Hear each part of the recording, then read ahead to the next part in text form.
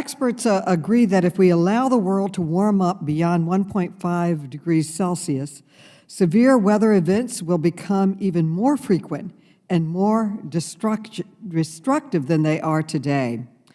Dr. Mann, based on your research, is the world currently on a path to warm beyond 1.5 degrees Celsius in the next 2 decades?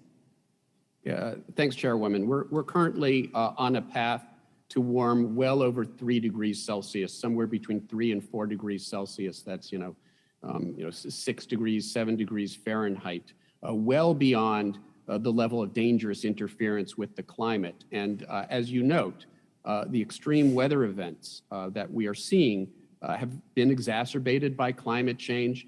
This is the veritable tip of the iceberg because we know that these events, these wildfires and floods and heat waves and superstorms and droughts will just continue to get worse. We sometimes hear people describe this as a new normal, that we're entering into a new normal. That implies that we have some new sort of climate that we just have to adjust to, but it's much worse than that.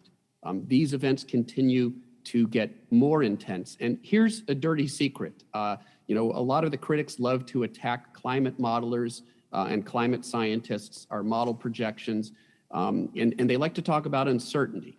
Well, uncertainty isn't our friend here because one of the things my own research has demonstrated in recent years is that the climate models are actually underestimating the impact that climate change is having on these unprecedented extreme weather events, and it's underestimating the extent to which they will get even worse in the future. Well, can I ask, how much time do we have in order to act to prevent a climate catastrophe? Yeah, well, in a sense, we have zero time. We have to get going now.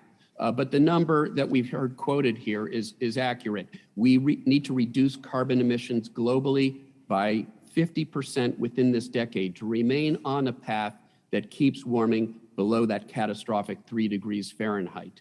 It can be done. There is research that demonstrates that we have the solutions, we have the technology today to decarbonize our economy. What we're lacking is the political willpower and the incentives to make it happen. Well, your testimony is truly frightening.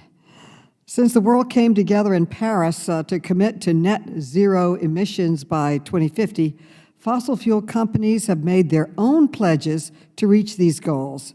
But these pledges are very misleading. Just last month, Exxon announced a, quote, aspiration to achieve a net zero emissions by 2050.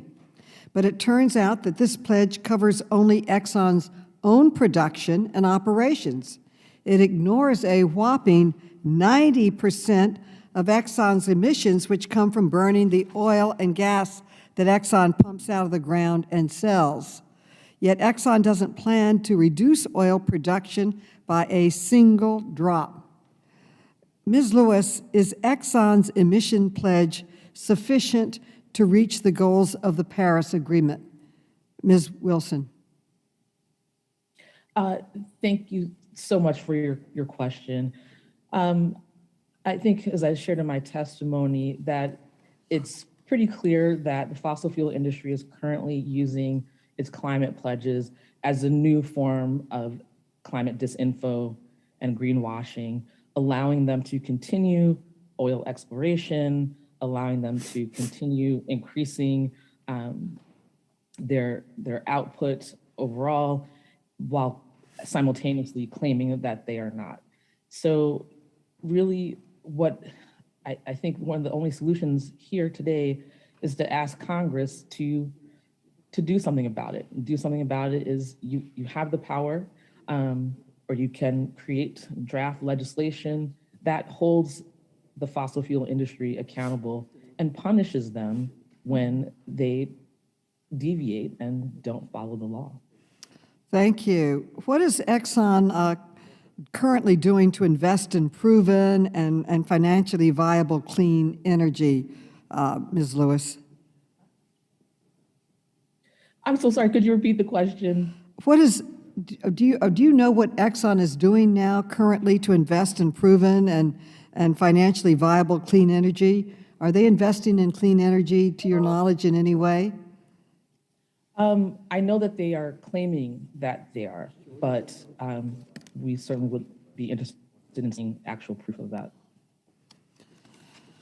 So Chevron has also set a, quote, ambition to reduce emissions from its own operations by 2050, but like Exxon, Chevron's pledge ignores 91% of the company's emissions, which come from burning the oil and gas that Chevron sells. And rather than reduce oil production over time, Chevron plans to increase production of oil by more than 17% by 2025. Dr. Mann, are Exxon and Chevron's actions consistent with curbing emissions to stay below 1.5 degrees Celsius, which is our goal?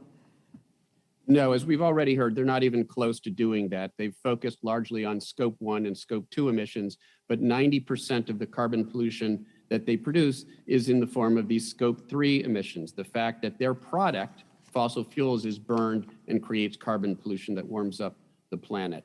Now, one of the things that's already been mentioned here is that they love to talk about how they're going to decrease the carbon intensity of their fossil fuels. That's sort of like your doctor telling you that you need to cut fat from your diet, and so you switch to 40% reduced fat potato chips, but you eat twice as many of them. That doesn't help. The net amount of fat that you're taking in actually increases. And that's effectively what fossil fuel interests are doing here. That's the sort of shell game, if you'll forgive the pun, that they're playing here. And we've heard of some of the other tactics that they're using to make it sound like they're far more committed to reducing their carbon emissions than they actually are. Well, thank you. I'm way over time. I have many, many more questions, but in closing, at our October hearing, the big oil CEOs admitted for the first time that climate change is an existential threat to our planet and is caused by burning fossil fuels. But it's clear that these companies are still not taking this threat seriously. Next month, we will hear from members of the boards of directors of these companies, and I hope we can convince them to take meaningful action before it is too late. I now recognize my good friend and colleague, Dr. Fox.